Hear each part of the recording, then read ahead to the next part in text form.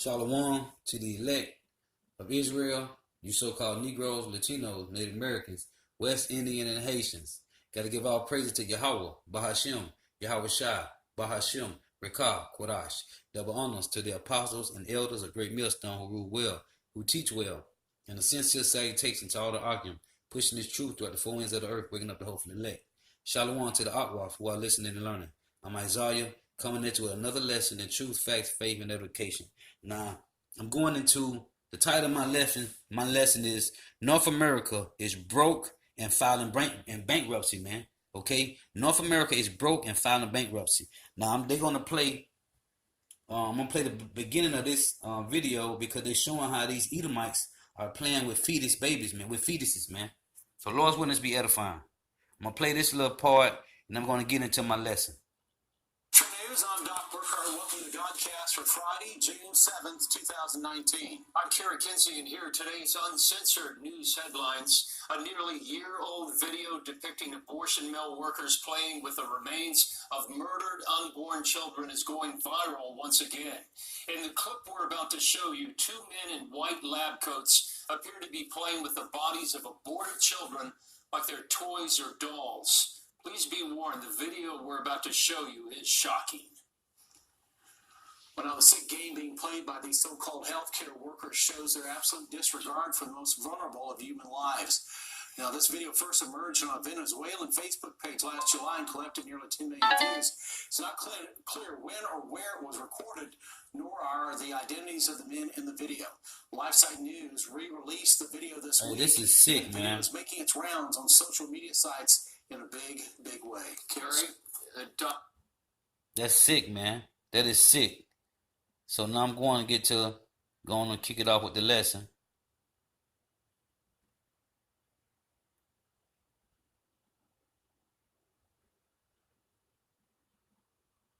So Lord's witness be edifying, man.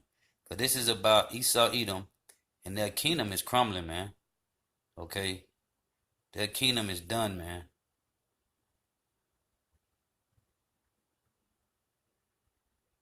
The Lord has put the spirit on this place, and it's done. It's over, man. Henry Kissinger responded to the paradigm shift by taking the U.S. dollar off the gold standard and by cutting a deal with Saudi Arabia to establish the petrodollar. Washington's budget has not been in the black for decades, and there hasn't been talk of balancing the federal budget since the days of Ronald Reagan and Bill Clinton. The Republican Party's platform always endorsed balancing the federal budget. President Reagan campaigned on a promise to pass a constitutional amendment requiring the budget to be balanced every year. Well, Ronald Reagan is dead, and so is the balance the budget movement. For those of us who know the dangers of unlimited government deficits, the 8 years of Barack Obama were a fiscal nightmare. Mr. Obama's wild spending over 8 years added $8.5 trillion to America's national debt. And what is Republican businessman President Donald Trump doing to bring down America's annual spending deficit? Well, truthfully, nothing. The U.S. government's debt climbed $2 trillion since Mr. Trump entered the White House in January 2017. You see, President Trump likes debt. Several of his corporations went bankrupt. Therefore, he's not allergic to bankruptcy, but he sees it as a legal way to discard excess debt. So I have to ask the question, is he planning the same thing for the U.S. government? Today in Russia, President Putin told delegates attending the St. Petersburg International Economic Forum that the post-World War II financial system is in a crisis, but Western leaders who control it are doing nothing to fix the imbalances that caused the near collapse of the world economic system in 2008. True News is following the St. Petersburg conference this week. Edward Zoll and Doc Burkhart are here to tell us what was said today at the conference. Gentlemen, glad to have you here. Edward, you've been following the conference all day long. And let's just start. What is the most What's the most powerful thing that you heard so far today? So far today, the most powerful thing I've heard is actually from President Putin, and he said that the economic world order, referring back to this World War II, financial institutions, from the IMF to everything involved in the SWIFT, everything we've used for our monetary system since World War II, that the fragmentation of it could lead to an endless, all-out war. Really? Yes. He was referring both to the trade wars, but then he left the door open to say this clearly won't stay in the trade realm. All right, before we show this video, I just tell our audience, for those of you who don't know about Bretton Woods, after the end of World War II, the Western leaders and primarily the Allies got together, and the conference was called Bretton Woods, and they hammered out a post-World War II New World Order. That's literally where the New World Order came from. And so we've been living in the New World Order since the end of World War II. And so they decided that the United States dollar would be the global reserve currency, and that the U.S. Would basically run the world system. And that's why the European Union really belongs to the United States of America. It's a U.S. CIA operation. The IMF, the International Monetary Fund, the World Bank, SWIFT, the bank wire system, and BIS, the Bank of International Settlements in Switzerland. That's the mothership of all the central banks. Every central bank reports to BIS. And so this whole system was created after World War II to run the New World Order. And so what President Putin said today is, the wheels are coming off the bus. The thing is fracturing, it's breaking up. And the Western leaders who control this New World Order financial system are not doing anything to fix it. In fact, they're actually going even further towards trying to use the system to crush other nations. And what Edward just said was, President Putin said today, this thing could break up and plunge the world into a time of endless wars. Right. I got to go back, Doc, to what I heard the Holy Spirit say back around 2010, New Dark Age. Now, the Dark Age lasted for centuries. It's just a time, the Middle Ages, it was just a time that the world, was plunged into cultural, spiritual, financial, political darkness. And like he just said, it is going to break up, man. Okay, according to these prophecies and these scriptures, man. In Daniel, the 2nd chapter, these nations is going to break up from North America and burn her with fire. Make her naked and desolate and burn her with fire. That's why the Lord said in Jeremiah 49 that he had made Esau bare, man. Okay, and uncover his secret parts, man. It said the same thing in Isaiah 47. That's Right. Famines and wars. And you had the polarization of nations. You didn't have the working of nations together toward common objectives. There was constantly wars and taking of land and raiding of cultures.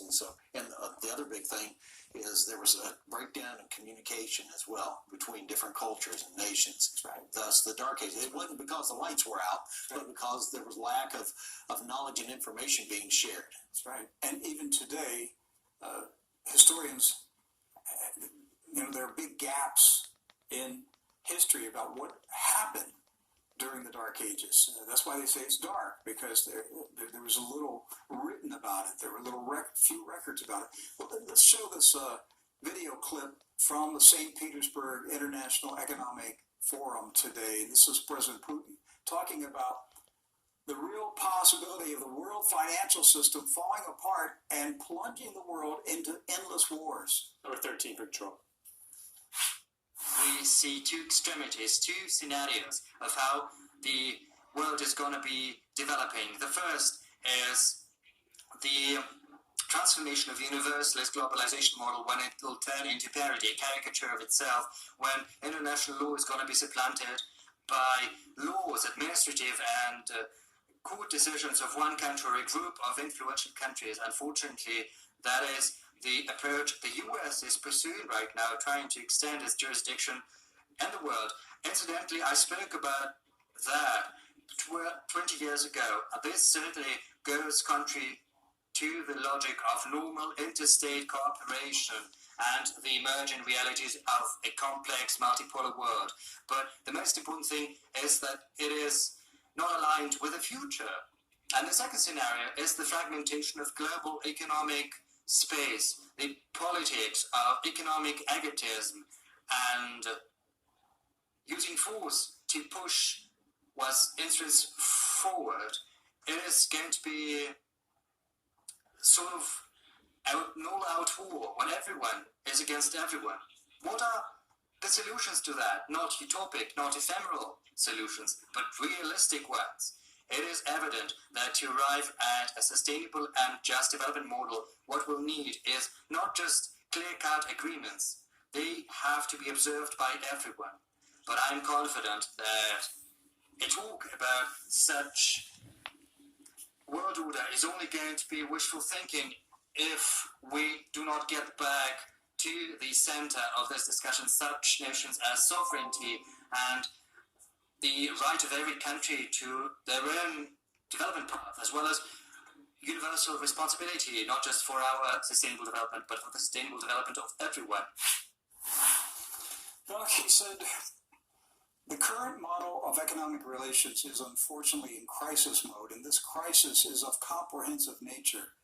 Problems have been accumulating over the recent decades, and these issues are of far greater scale and magnitude than we thought before. Then he asked the question, what are the sources of the crisis? It's interesting what Vladimir Putin said is the source of the financial crisis. He said, quote, I believe the main reason is that the globalization model, which was put forth at the end of the 20th century, is less and less relevant to the emerging new economic reality. He just rejected globalization. Yes. And his main point in the speech on this was that most of the globe has been excluded from globalization. And he says that if you think about the emerging markets in the world, now make up about 70% of the world's economy. Well, it's really empirization Yes. is what we've been dealing with, the American empire. And he referred to the Euro-Atlantic alliance, the European continent and North America, this alliance has really been driving the world. And one of the other problems he pointed out was that we have a lot of nations that are willing to abide by international accords and international agreements, but there are a few nations out there, and he didn't name them, but we all know who he's talking about, that have their own set of rules, that want to do things their own way. And one thing that, we've talked about here on the Godcast several times, no matter what you feel about Russia or China, they have a tendency to play by the international rules. They'll use the international rules for their benefit, but they'll stick to them. Whereas the U.S., UK, and other nations within that alliance just kind of bully their way through. If they don't like the rule, big deal. We'll make up a rule as we go along. Yeah, it's like playing soccer with a bully who says he owns the soccer field. Right. He can do anything by my rules. He can do anything he wants. Vladimir Putin went on to say, the dominant development model based on the Western so-called liberal tradition, let's call it Euro-Atlantic, began to claim not just a global, but a universal role. So when he accused the American, European, Bilderberg, New World Order guys, he said, these guys, running the world's not enough for them anymore. They want to control the universe. They want their universe. All right, so interesting statements being made today in St. Petersburg. He went on to say that that world leaders, the Western leaders, did not take action to deal with the problems that caused the 2008 financial crisis. And he said, let's face the truth, they failed to show enough will, and perhaps courage to fully understand what was happening to draw the appropriate conclusions. A simplified approach prevailed. The model of global development itself is quite viable, Nothing essentially should be changed, and it is enough to eliminate the symptoms and partly coordinate the rules and institutions of the world economy, and everything will be fine. But he said there were many hopes and positive expectations, but they quickly vanished. Then he took a swipe at the central banks. Right. The policy of quantitative easing and other measures that were taken did not solve the problems, but only pushed them into the future. He's exactly right. So quantitative easing is just a fancy word for printing money. Yes. And that's what the American and European central banks did after 2008.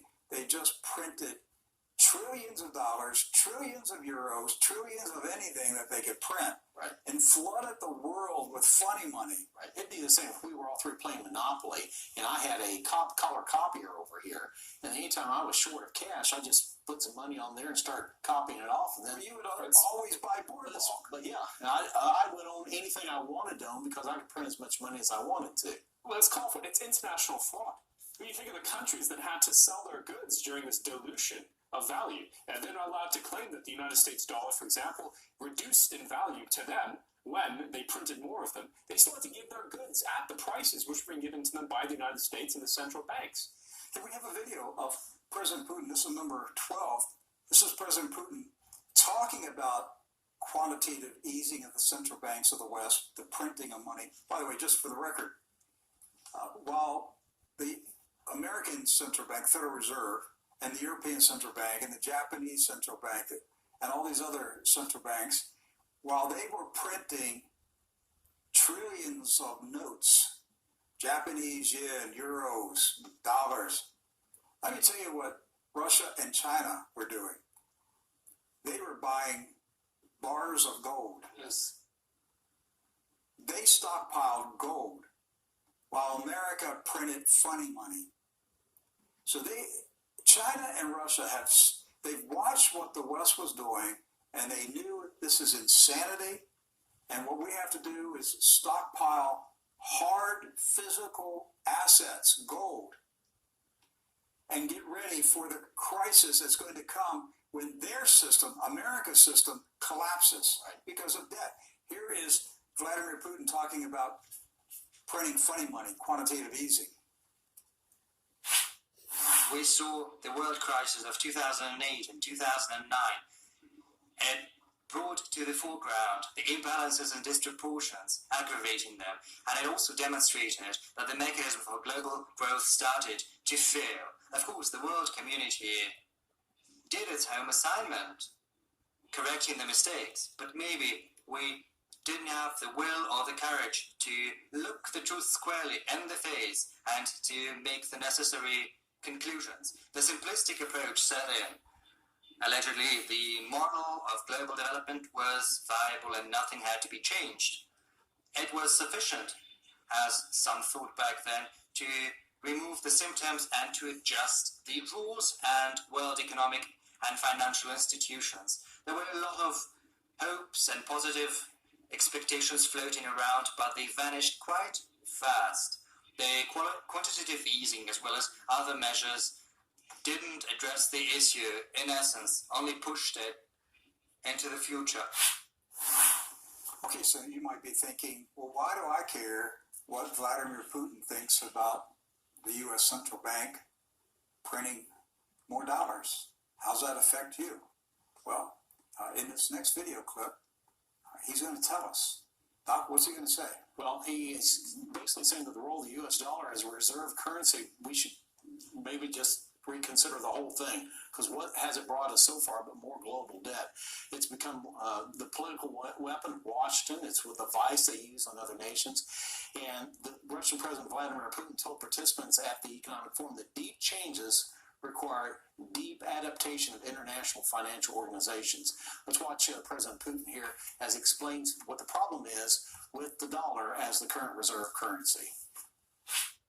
As far as finance is concerned, the most global institutions in this field were established back 75 years ago as part of the Bretton Woods system. It was replaced in the 70s by the Jamaica currency system, it reaffirmed the priority of dollar, but it didn't address the main issues, mainly the balance of currency relations and the trade exchange. Over these years, new economic centers have emerged, regional currencies have become stronger, the balance of interests and forces has become different. Of course, this requires an adaptation of international financial institutions. The role of dollar has to be revisited. It used to be the world reserve currency, but right now it has turned into a tool of the issuing country that it used to pressure the rest of the world. And I think that is the error of the financial authorities and political authorities, because they erode their own advantage that they got when the Bretton Woods system was established, because trust in dollar is falling. Moreover, the agenda of technological development has to bring countries together, not set them apart. For that, we need principles of fair interaction in such areas as high technology education, the transfer of technology, new digital economy, and global information space. Of course, it is going to be difficult to build such a harmonious system, but that is the best recipe to rebuild mutual trust. We have no other way forward. We've got to work together to that end, realizing the scale, the magnitude of global challenges of the new era and our responsibility for tomorrow. Yeah, before we talk about this, I have to tell you what I was thinking as I was watching this. I was thinking about I was observing the level of intelligence that was being displayed at that conference. A world leader talking intelligently, calmly about very serious, deep world issues. And an audience sitting there listening and comprehending the scope and depth of what the speaker, Vladimir Putin, was saying. And I was thinking about, compare that to the latest string of U.S. presidents. I mean, can you imagine Donald Trump speaking at a conference like that and carrying on an intelligent speech? Or think about Barack Obama. If the teleprompter went off, he started babbling. He couldn't speak without a teleprompter. Or George W. Bush. He couldn't string 5 words together and make a sentence. That's the last 3 presidents we've had. That's the goal. They're all on crack. And once again, that goes back to one of the phrases that President Putin said there, that the strength of the global reserve currency is based on trust. Okay, so when Bretton Woods was first established, it was based upon the trust within the future of the U.S. government. Within, they were using Bretton Woods to rebuild Europe, rebuild Great Britain, Germany, to do all of that. So there was a certain level of trust in the United States and their ability, their manufacturing ability, and in some aspects their nobleness to move into the future. But we squandered that. And so now we're in a place where the world no longer trusts the U.S., therefore they don't trust the U.S. currency either. And he just laid that out in a very intelligent way and non-accusatory way. He said, these are simply the facts. And if you're watching this today, you probably know more right now after watching that clip than 90% of Americans about global finance. Just watching this one segment here right now. You're not going to see and hear this discussion on Fox News, CNN, MSNBC here in the United States of America. There's not going to be an intelligent presentation of international news on American television news networks. Right. It's like 3rd grade level conversation. Oh, absolutely. One of the stories that one of the major establishment media ran yesterday was that President Putin challenged a women to judo match. That was their insight. Here in the United States? In the United States. That was their story? That was the story, because it was during the press, when we were talking about this yesterday, about the press elite being shown and warned, basically, that nukes are being put in space. Instead of talking about that, they decided to talk about the comment before it, which was a joke about President Putin getting in a judo match with the editor-in-chief of Bloomberg. And that's all these other news channels do, man. It's dumbing the people down, man. It will guaranteed it will lower your IQ score. You will become stupid Yes. watching American news channels. Exactly. Now you become a lot smarter watching True News, Amen. and you'll know more than 99% of the people in the country if you just stay with us for a couple years. Your thinking will be different next year than it is right now. I want to get back to something he said, Doc. This is Vladimir Putin, quote, "Deep changes require adaptation of international financial organizations, reconsidering the role of the dollar, Yes. which after it became international reserve currency, here it is, turned into the tool of pressure of the country of issue on the rest of the world today." Right. So what President Putin said was, after the dollar became the reserve currency, the country that issued it, the United States, then made it a weapon. They weaponized the dollar. It's no longer for financial transactions. It's for political, it's to bring about the political submission of every other nation. Hegemony. And this is why we have this, the economic sanctions. You anger Washington, you're going to get sanctions. They're coming after everybody. They're going to cut off all money flowing to your country, Right. if you don't walk the line with Washington. And so it's developing, it's creating in America, in the world, resentment, anger, a determination of other nations. A sense of they need to be free. They want to be free of it. And so what Vladimir Putin is saying today is the only way that we, the world, can be free of America's pressure is to bring down the dollar. Right. Now that's what he's saying today. That's what he just said to that huge audience. And we were there last year. We wanted to be there this year. But we were sitting there last year. And what he's saying to that audience is, if there's going to be deep changes, we have to deal with the root cause. The United States government has weaponized its currency. And so to get out from under their pressure, we have to dethrone the U.S. dollar. He's not saying that he wants to do it. He's saying this is our only way of survival. Right. He's saying that the policies of the government currently and the previous governments here over the past several decades have brought us to this point. And Rick, during the 2016 campaign, did President Trump campaign against qualitative easing? Didn't he mention he was against it, or he criticized it in the past? Criticized it, I don't recall. And yet here we are. Now we're talking about QE4 now. Yes. And for our viewers and listeners may not understand, well, that only impacts us. No, it impacts the entire world. Yes. Because it makes the dollar, once again, it makes it the vice, or it makes it the lever that can be used as a weapon against other nations, because we have more of it and you have less of it. Basically, in the most simple terms, it's putting the economy on life support. It's saying we can't let the market forces play out in its natural way. Right. We have to artificially keep the American economy alive. And President Putin did say something else in these remarks. He said, I would hope that we would have learned our lessons back from 2007, 2008. But have we? We haven't learned our lessons, have we? And he took another swipe at us, at America. He said, states, meaning America, that previously advocated the principles of freedom of trade, fair and open competition. And that was America. That used to be America. He said they started speaking the language of trade wars and sanctions, blatant economic raiding, arm twisting, intimidation, eliminating competitors by so-called non-market methods. In other words, he said America used to be fair, but now it acts like a gangster. A mafia.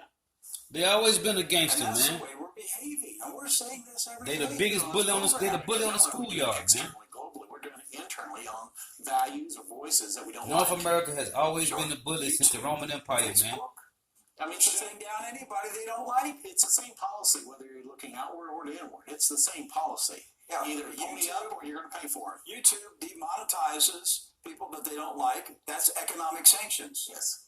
Same thing. The North American Edomites have been the bully over all these other nations since you've been in power, man. It's just old Nazism. Yes. It's tyranny, and it's seeping down into every And these nations are pissed part off, of man. our society. Another story. This is Russia and China agreed to bilateral trade. So, what happened here with? This was actually during a press conference leading up to the St. Petersburg International Economic Forum. President Xi came into Moscow to meet with President Putin and his cabinet, and they wanted to hammer out a couple of trade deals and also currency exchange deals prior to the economic forum. Now, at St. Petersburg, there's been about $20 billion worth of trade deals signed, and this will probably continue to increase.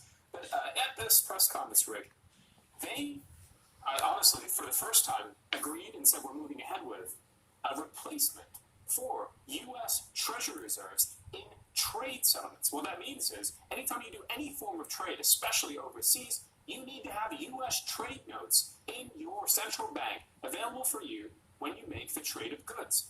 What Russia and China, this is President Xi and President Putin, what they've agreed to do is do this now in yuan and ruble. Right. And just Hey, man, they getting around you North American Edomites, man, with your petrodollar. That's what the reserve currency is. That all the nations are basically, when they're buying and trading, selling, trading between themselves, instead of using their currencies, everything's being denominated in U.S. dollars, and Doc, you want to buy this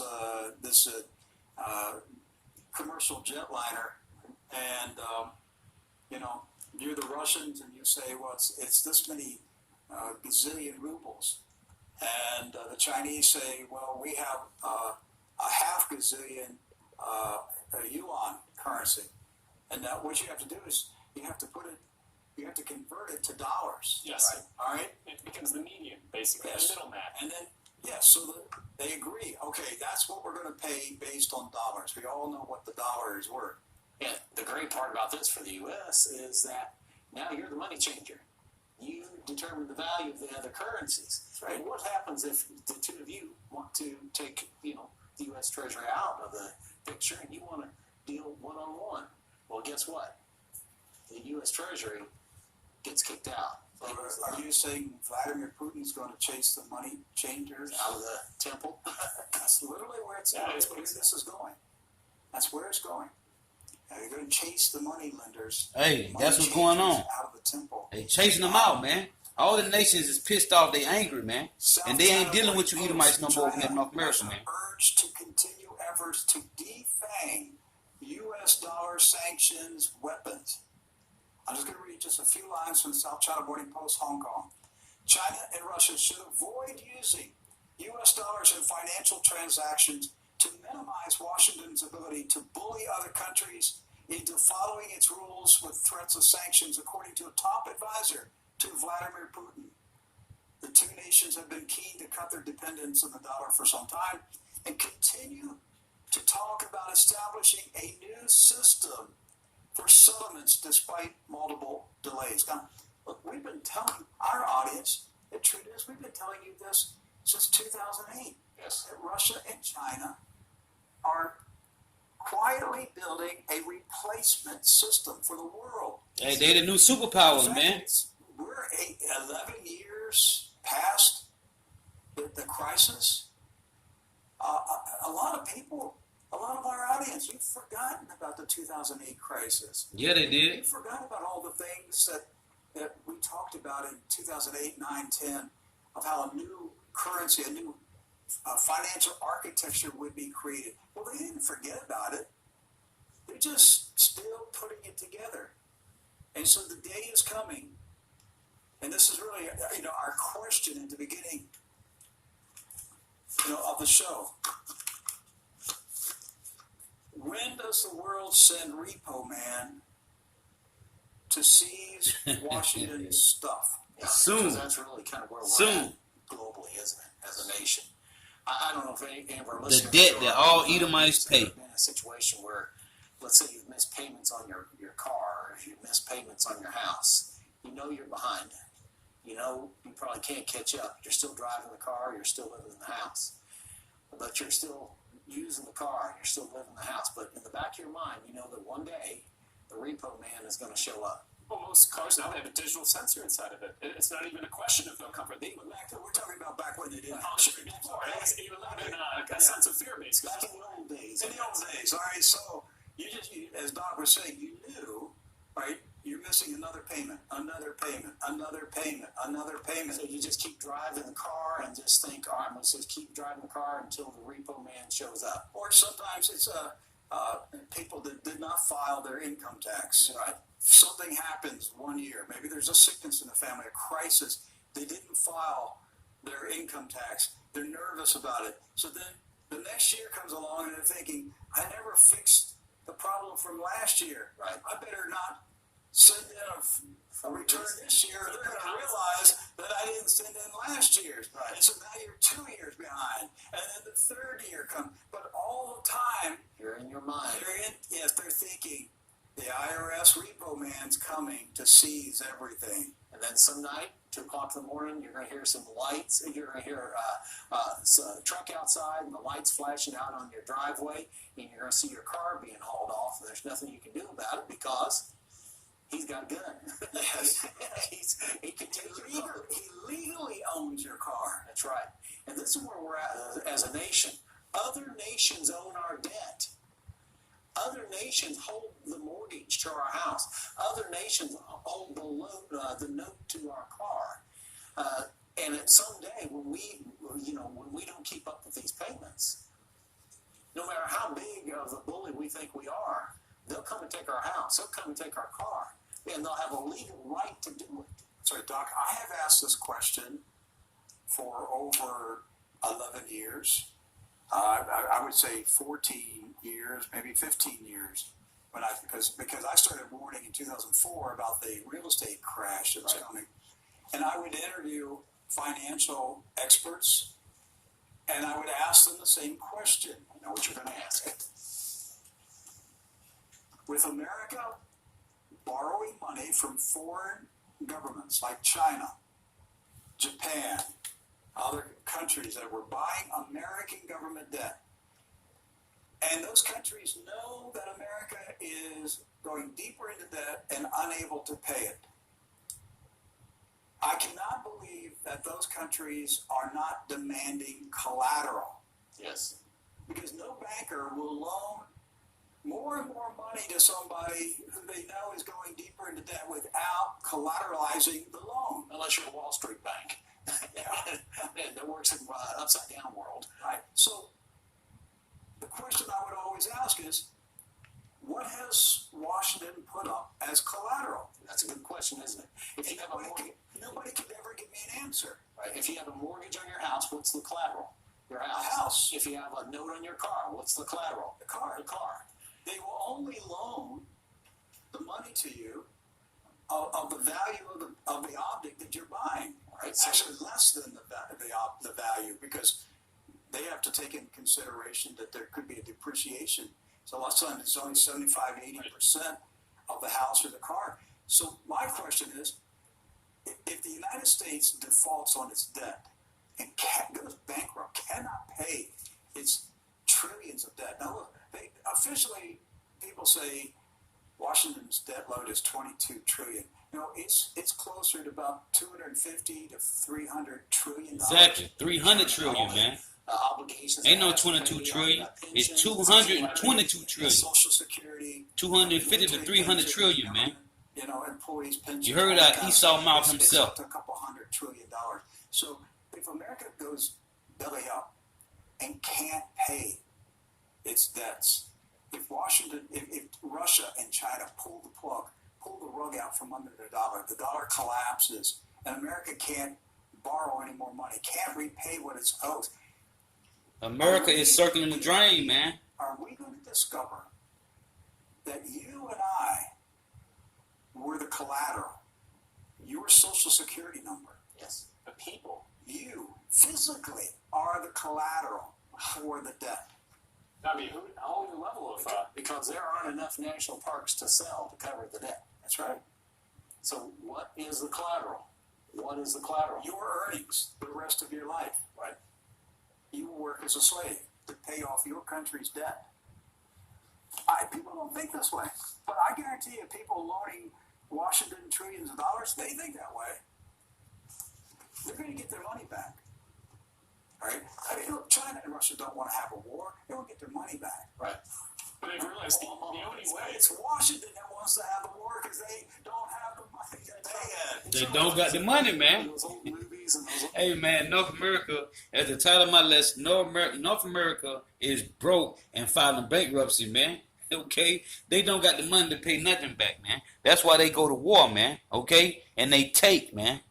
old TV shows where the guy, he's holed up in his house with his gun to fight off the bankers that are coming to take his farm from him. Well, he owed the money. That's right. The banker doesn't want to shoot the farmer. The farmer is going to shoot the banker because the farmer doesn't have the money to pay off the banker. So who's wrong? The guy seemingly protecting his house, the house that didn't pay for, or the banker that's there that made the deal and, loaned the money. So the bottom line, what we're saying is Russia and China don't want to have a war with the United States. They want to collect the debt. They want that money, man. Actually, one of the And only North reasons America don't has no the money, United man. States, but the West is to threaten what would essentially crumble the system in the West. Saudi Arabia is a prime example. What did Saudi Arabia do when there was the potential of economic sanctions being placed on them for the Khashoggi killing, for example? They threatened to completely undermine the petrodollar. They in their main newspaper in the country, Saudi Arabia, they printed an editorial saying, these are the things we are willing to do if you dare punish us. And what did President Trump do? We gave them American nuclear technology to appease them. We caved. That's exactly what they did. That was the deal. Okay, don't threaten the petrodollar. Here's some nuclear technology. Don't play with nukes. All right. Hey, That's it today. thank you for watching. Listen, Saturday, tomorrow, is the anniversary of Israel's attack on the USS Liberty. Take time tomorrow to think about the men. Hey, man, and that's what it is, man. Okay? Hey, America is done, man. America is done, man. Let me get this out. President Trump's birthday This is is another right little around clip, the corner. and then I'm going to get my precepts together. The Philippines and Serbia are joining a slew of central banks that are increasing their gold holdings. They follow a global trend of other central banks accumulating bullion in a move seen as a shift away from the U.S. dollar as a standard. This global trend, by the way, was led by Russia and China. So what does it really mean? Well, there are a few people who know more about gold than Peter Schiff. And he is good enough to join us now with his take on this. Peter, why are countries doing this? And I guess it bears asking, right, as an American, what does this mean? What does this mean to me? What does it mean for us? Well, I think it means a lot for Americans because we have enjoyed the extraordinary privilege of being able to create out of thin air the reserve currency. And, before the dollar was the reserve, gold was the reserve. And the reason that the dollar became the reserve is because it was as good as gold. Because the dollar was not only backed by gold, but redeemable in gold. In fact, the dollar was gold. It was Federal Reserve notes that were IOUs for dollars, which were made of gold. And we went off the gold standard in 1971, but I think the world is going to go back on it because I think the days where the dollar is a reserve currency are numbered, and we're going back to basics. Everything old is new again. Gold was money in the past, and it will be money again in the future. And central banks that are smart enough to read that writing on the wall are increasing their gold reserves now. Well, if we don't have That which was shall be again, and there's nothing under the sun. But it ain't going to be what they think. It's going to be destruction, man. Currency in such a way so that we can, for example, print money when we're in the middle of a recession or worse. If we go to the gold standard, for example, if it becomes global and we have to end up accepting it ourselves, that would not be good for us, right? In terms of getting out of these sticky wickets we've been in, like in 2008. Well, first of all, the only reason we get into those sticky wickets is because of the Federal Reserve. So the Federal Reserve lights the fire and then pretends to put it out. If we go back on the gold standards, we take the matches away from the Fed. So they can't light the fire, so there's nothing to put out.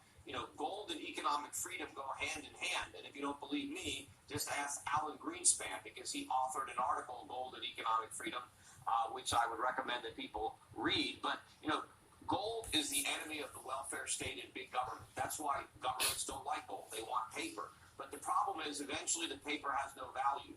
And we are headed to a currency crisis in the United States. And what's going to put the United States back on a gold standard is to try to stop the free fall of the dollar. They're going to postpone it as long as possible. When Nixon took us off the gold standard, he said it was temporary.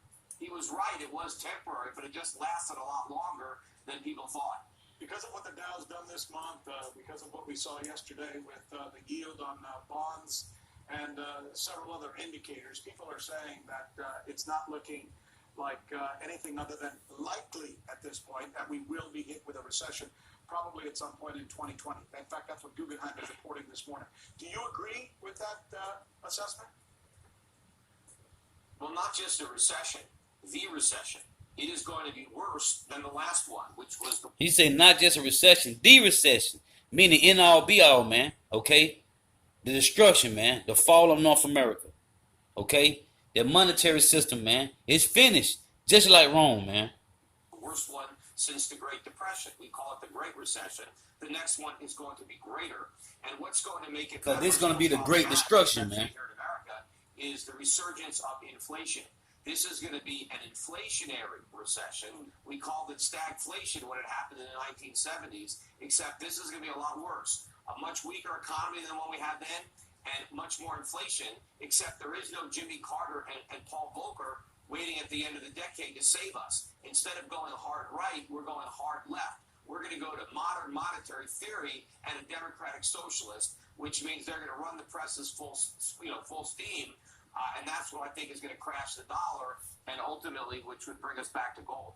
Peter Schiff, always a great. And that's what it is, man. Okay, this is Isaiah 24 and verse 10. The city of confusion is broken down. Okay, what's the city of confusion?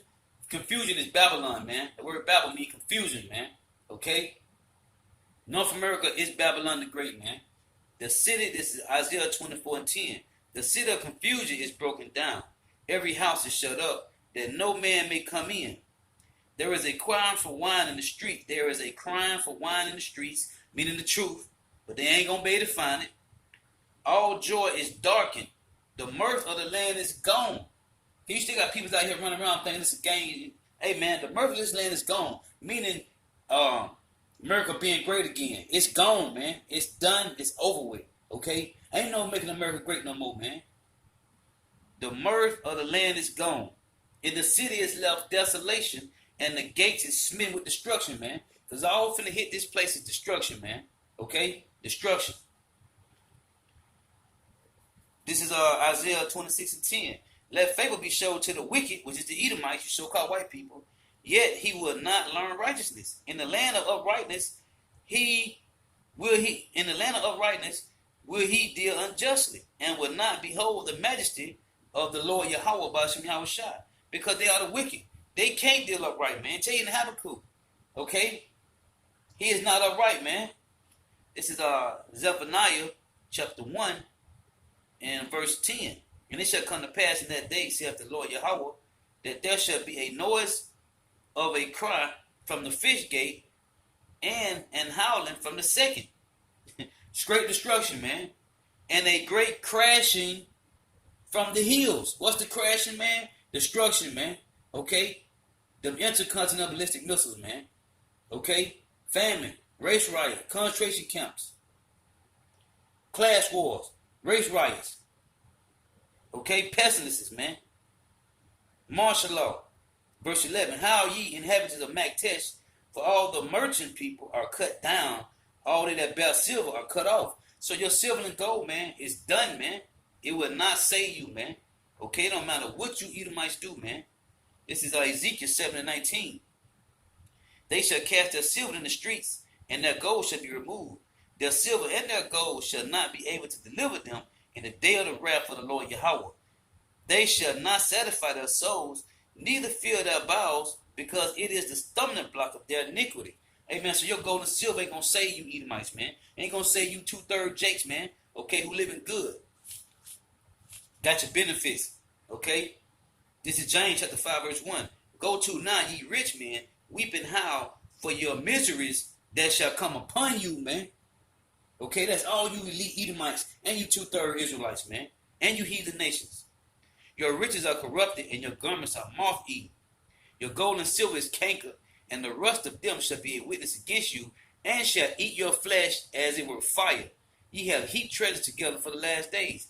What the Lord say? The nations were angry. Okay, that's why I played that clip from True News, man. Because these nations, you got, and who's the two major superpowers of the earth right now? Russia and China, man. And they are gathering, they are coming up with a plan for all the other allies of America to join with them, man. And North America gonna be standing alone, man.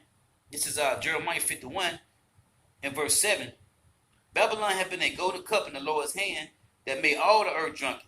The nations have drunken of her wine, therefore the nations are mad, man. Okay, they pissed off. And they are separating themselves from you, man. These nations are creating their own notes, man. Their own monetary system. Isaiah 47:1. Come down and send the dust, O virgin daughter of Babylon. Sit on the ground, there is no throne. Okay? O daughter of Chaldees, for thou shalt no more be called tender and delicate. Ain't no more be called tender and delicate, man. Hey, you're going to be rough and ugly, man. Okay? You're finna be rough and ugly, man. North America, Babylon, the great mystery Babylon, man. This place is finished, man. And you got this guy Peter Schiff, and he one of the top economists, man. Okay? They stay on this, man. This is all they do. Because what's their blessing? To live in the fatness of the earth and to live by the sword, man. Okay, these elite Edomites, they know about these things, man. They stay on top of it. It's you peon and Jakes that you don't understand what's going on, man. But you finna fall. Y'all gonna crumble like bricks, man. It say, yeah, in James, it say, hey, the rest of them shall be a witness against you, man, and shall eat you as it were fire, man. What the Lord told the nations in Revelation 18, hey, destroy her, man. Do unto her that she have done unto you, man. Because you North American Edomites, man, you have destroyed all these other countries with your policies, your democracy, your legislations, man, your philosophies, man, and they sick of it. So it's time, North America finna fall hard, man. So you better be preparing yourself. Because North America is finna fall, man. And if you don't have the spirit of Yahweh Ba'ashim Yahweh Shah on you, you gonna die, man. You gonna die grievous deaths. All you wicked people out there that don't want to stop committing sin, man, you're going to die in your wickedness, man. Thus saith the Lord, man. Destruction is coming. Hey, so with that, gotta give our praise to Yahweh, Bahashim, Yahweh Shai, Bahashim, Rekah Kodash. Now, when I read to you in Zephaniah 1:11, it said, how ye, all ye inhabitants of Maktesh, all the merchantmen are cut off. That's talking about the elites right now, man. Okay? They're going to be weeping and howling, man. Okay, the Lord says they shall be weeping and gnashing of teeth, man. For their gold and silver and their precious stones and all the other, everything they sell here, man, it's going to be burnt with fire, man. In 1 hour, man. Everything shall come to naught, man. Everything shall be turned into ashes. So are you proud people out there, you think this world going to continue for another 50, 100 years? Guess what? You in for a rude awakening, man. Hey, so with that, hey, all praise to Yahweh Ba'ashim Yahweh Shai, Ba'ashim Krakadash, double honor to the apostles and the elders, a great millstone who rule well, who teach well, and a sincere salutation to all our can pushing this truth throughout the four winds of the earth, waking up the hope for the elect. Shalom.